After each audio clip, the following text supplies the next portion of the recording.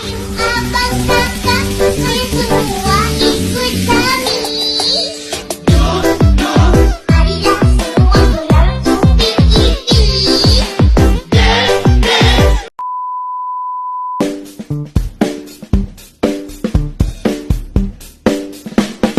Bangun pagi dan sahur niat untuk puasa. Dari subuh ke maghrib tahanlah pada haga. Assalamualaikum semua. Hari ini kumpulan kami akan menerangkan tentang kursus literasi bahasa, iaitu kursus BMMP 1124. Tugas yang kedua, persembahan aspek komunikasi, aspek kandungan. Nama pensyarah pula ialah Datin Mastura binti Muhammad Berawi. Kami akan memperkenalkan ahli kumpulan kami. Yang pertama, saya Nur Aisyah Natasha Muhammad Razi. Yang kedua, saya Ku Muhammad Ahmad bin Kuat Ketawa. saya. Yang ketiga, Fatin Arina Farisha binti Muhammad Izani. Kami dari ambilan Jun PPSMP 2023 sehingga 2028 dari kumpulan C3. Ini merupakan isi kandungan yang kami akan terangkan dalam pembentangan pada hari ini. Yang pertama adalah pengenalan, kedua literasi membaca, ketiga peringkat prabacaan, keempat pembelajaran digital, kelima cara penggunaan word wall, yang keenam kesimpulan dan akhir sekali adalah rujukan. Baiklah, yang pertama saya akan memperkenalkan tentang pengenalan terlebih dahulu. Literasi ialah kemampuan seseorang untuk menulis dan membaca. Selain itu, kemampuan merujuk kemahiran dan kebolehan menguasai kemahiran bahasa tanpa menghadapi sebarang kesukaran. Kebolehan membaca dan menulis dapat menambah pengetahuan dan juga kemahiran serta pemikiran yang kritis dalam menyelesaikan sesuatu masalah. Dengan kata lain, literasi bahasa atau celik huruf ini juga merujuk kepada keupayaan membaca dan menulis atau keupayaan menggunakan sesuatu bahasa untuk membaca, mendengar, menulis serta bertutur. Dalam konteks yang lebih tepat lagi, literasi bahasa atau celik huruf bermaksud kemampuan membaca dan menulis pada tahap yang memadai untuk berkomunikasi atau pada tahap seseorang boleh memahami dan meluahkan pandangan dalam masyarakat celik huruf agar dapat bergaul dalam masyarakat setempat. Baiklah, yang seterusnya saya akan terangkan konsep literasi. Konsep literasi ialah kemahiran seorang yang dapat membaca, menulis dan juga dapat menggunakannya secara berkesan dalam kehidupan seharian. Selain itu, tahap literasi ini juga akan semakin berfungsi dan bermakna jika keupayaan membaca dan menulis dapat dipertingkatkan dari masa ke masa. Selain itu juga, fungsi dan makna dapat dihasilkan melalui kegiatan interaksi dalam masyarakat sekitar. Seterusnya, kemahiran literasi ini dapat dihubungkan dengan pelbagai bidang lain seperti budaya, ekonomi, undang-undang, teknologi maklumat dan sebagainya. Sebagai tegasnya, penguasaan literasi amat penting agar murid-murid celik huruf dan seterusnya berjaya dalam bidang pendidikan dan kehidupan. Dah habis. Baiklah, pada hari ini saya akan menerangkan tentang literasi membaca. Mengapa kami memilih literasi membaca? Kerana ia berkait rapat dengan permainan yang kami pilih dalam word wall. Jadi, apa itu literasi membaca? Literasi membaca menurut Siti Hajar Abdul Aziz 2009, membaca merupakan satu tindakan komunikasi iaitu satu proses berfikir yang melibatkan idea, kenyataan dan perasaan yang disampaikan oleh penulis kepada pembaca melalui perantara lambang-lambang bahasa. Selain itu, membaca merupakan aktiviti penting dalam kehidupan manusia. Maklumat yang diperolehi melalui pembacaan dapat digunakan sebagai panduan dalam pelbagai aspek kehidupan mereka menurut Badan Nadam 2021.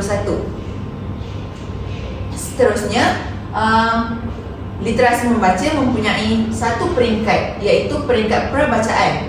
Peringkat bacaan ini ialah tempoh waktu kanak-kanak membuat persediaan untuk membaca. Membaca adalah kemahiran yang perlu dikuasai anak-anak sebelum mereka menguasai kemahiran menulis. Terdapat pelbagai aktiviti yang menarik disediakan untuk peringkat ini bagi kanak-kanak yang minat membaca.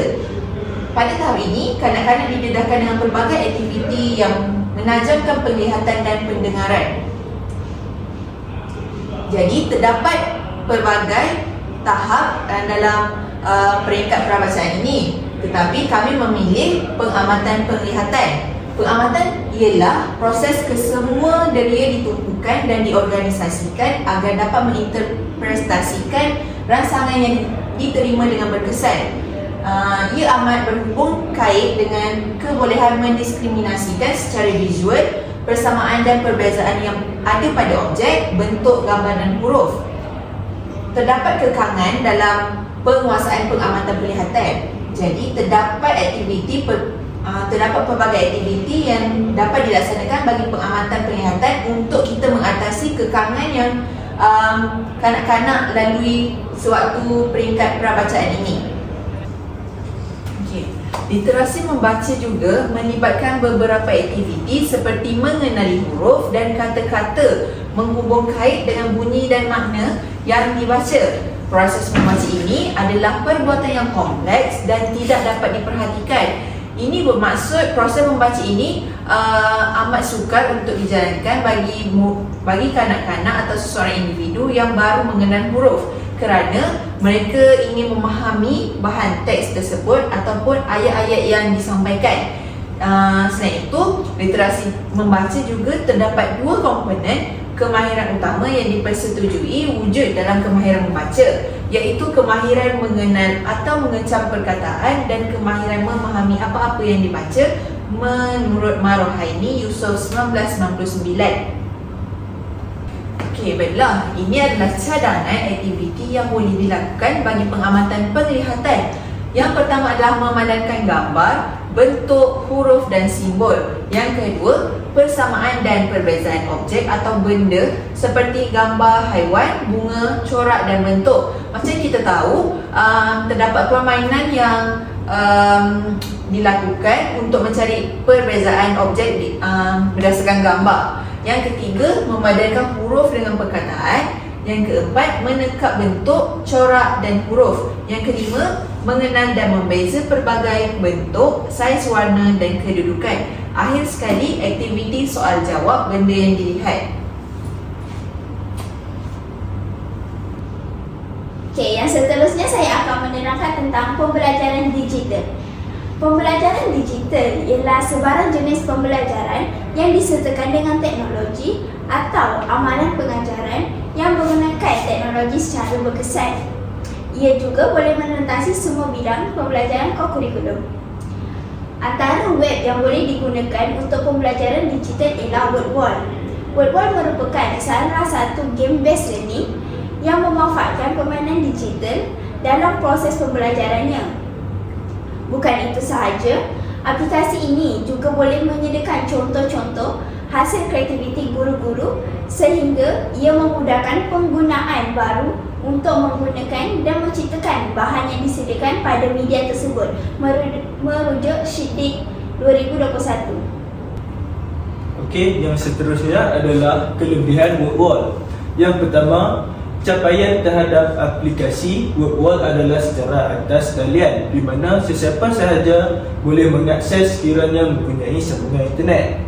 Yang kedua pula, aplikasi yang digunakan ini juga adalah secara percuma, dengan hanya perlu mendaftar akaun secara ringkas dan mudah.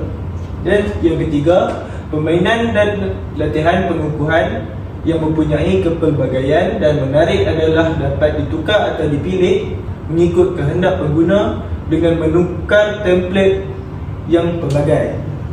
Dan yang terakhir pula adalah guru boleh menetapkan kerja sekolah kepada murid dan melihat hasil kerja mereka pada ruang yang telah disediakan.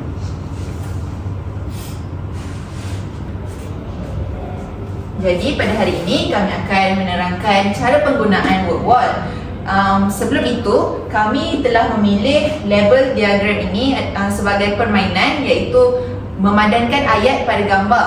Kami merujuk kepada DSKP tahun 3, iaitu kata kerja. Ia berkait rapat dengan permainan yang kami pilih ini. Okey, seterusnya saya akan menerangkan cara penggunaan WordWall ini. Yang pertama, murid-murid perlulah memasuki pautan yang telah diberikan oleh guru dan murid perlu menekan button mula. Dan gambar situasi di taman ini akan muncul, lalu murid-murid perlulah memadankan mengikut perkataan atau ayat yang telah disediakan berdasarkan gambar yang murid-murid lihat. Okey, mari kita lakukan bersama. Yang pertama, seorang budak lelaki sedang berlari sambil bermain layang-layang. Murid-murid perlu mencari budak-budak lelaki yang sedang berlari sambil bermain layang-layang. Okey, murid-murid perlu menarik dan memadatkan kepada butang yang disediakan. Okey, yang seterusnya, Farish dan Farisha sedang bermain gelosor di taman dengan seronok. Murid-murid perlu mengidentifikasi dulu sebelum memadankan ayat kepada gambar.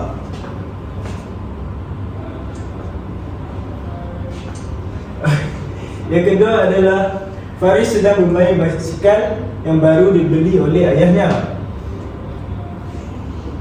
Kat sini terdapat Farish yang sedang bermain basikal. So maksudnya murid-murid perlu menarik ke sini.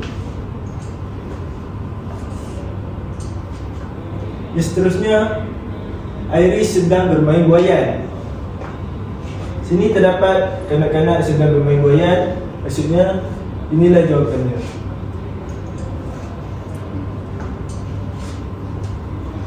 Dan yang kelima pula adalah ayatnya Aiman sedang membaca buku. Okey, kita dapat lihat di sini Aiman sedang membaca buku. Yang keenam pula adalah Karisha dan abangnya sedang bermain joget-joget. Kita dapat lihat kedua kanak-kanak sedang bermain joget-joget di ujung sana. Dan ketujuh, Takif sedang bermain kasut roda dengan berhati-hati di taman. Di tengah ini kita dapat melihat Takif yang sedang bermain kasut roda. Okey, setelah selesai murid-murid memadankan semua ayat dengan betul, murid perlu menekan butang hantar jawapan. Dan sedang murid-murid akan mendapatkan skor pada akhir permainan. Ini adalah skor permainan dan ini adalah masa murid-murid mengambil untuk melengkapkan kesemua permainan dan soalan. Baiklah, berdasarkan permainan yang kami lakukan tadi, itu merujuk kepada DSKP tahun 3, di mana murid-murid dapat belajar ayat tunggal dan ayat majmuk. Berdasarkan ayat yang diberi, mereka dapat memadankan gambar. Ini berkait dengan literasi membaca kita tadi. Jadi murid-murid dapat mengaplikasikannya dalam penulisan ataupun pembacaan. Baiklah murid-murid, hari ini cikgu ada satu permainan. Murid-murid nak main tak? Nak, cikgu nak. Okey, jadi hari ini kita akan padankan ayat berdasarkan gambar yang dilihat. Okey, hari ini kan kita belajar ayat tunggal dan ayat majmuk. Jadi, cuba murid-murid baca dan tunjukkan gambar. Apa tu? Fatih sedang bermain basikal yang baru dibeli oleh ayahnya. Jadi, murid-murid tarik. Situ. Okey, mana? Dia main basikal. Sini. Betul. Okey, jadi pula Iris sedang bermain buaian. Situ. Pandai. Yang ni Aiman sedang membaca buku. Situ. Kat ujung. Kaki sedang bermain kasut roda dengan berhati-hati di taman. Jadi? Situ, depan anjing. Pandai. Jadi Alisha dan abangnya sedang bermain jongkang joget di taman. Sini. pandai. Okey. Farish dan Farisha sedang bermain gelongso dengan seronok. Ujung. Okey, yang akhir sekali, Fatih. Seorang budak sedang berlari sambil bermain layang-layang. Situ. Ya. Okey, lepas tu Fatin, lepas Fatin dah habis jawab ni, Fatin tekan butang submit answers. Jadi, berapa markah yang Fatin dapat?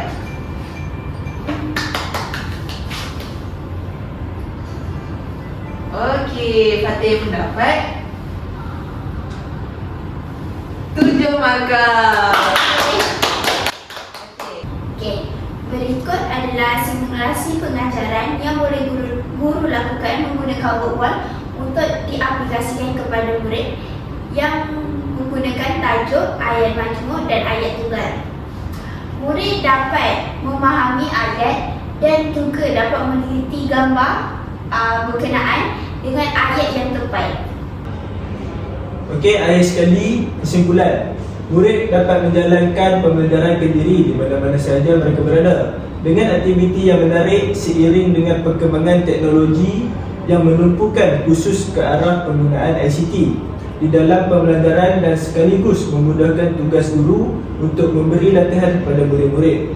Ayat ini bermaksud guru-guru dapat memberikan kerja di mana-mana sahaja sekiranya mereka tidak mempunyai kelas, mempunyai pembelajaran di dalam kelas, dan murid-murid dapat melakukan aktiviti ini di rumah ataupun di mana-mana sahaja mereka berada. Sekaligus murid-murid juga dapat memanfaatkan ilmu yang guru-guru telah berikan kepada mereka dalam kelas dan menjana idea di dalam permainan yang guru telah sediakan. Berikut adalah rujukan yang kami rujuk untuk melaksanakan dan melengkapkan tugas ini. Sekian, terima kasih.